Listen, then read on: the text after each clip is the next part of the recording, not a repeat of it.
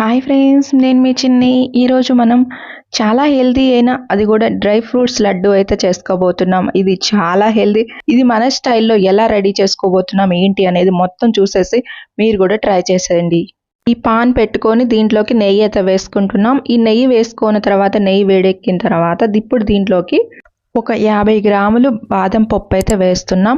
అది కూడా మనం ఇది సన్నగా కట్ చేసుకొని లైట్గా మిక్సీ వేసుకోవాలన్నమాట. అలా మిక్సీ వేసుకున్న దాన్ని ఇలా వేసేసుకొని గ్యాస్ అనేది సిమ్లో పెట్టుకోవాలి. సిమ్లో పెట్టుకొని మాత్రమే ఒక 1 మినిట్ అయితే వేయించేసుకోవాలి.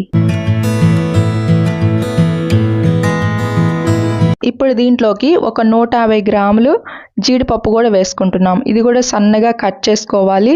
అలా కట్ చేసుకున్న తర్వాత లైట్గా మిక్సీ వేసుకోవాలన్నమాట. ఇప్పుడు దీన్ని కూడా ఇలా 1 మినిట్ అయితే వేయించేసుకోవాలి.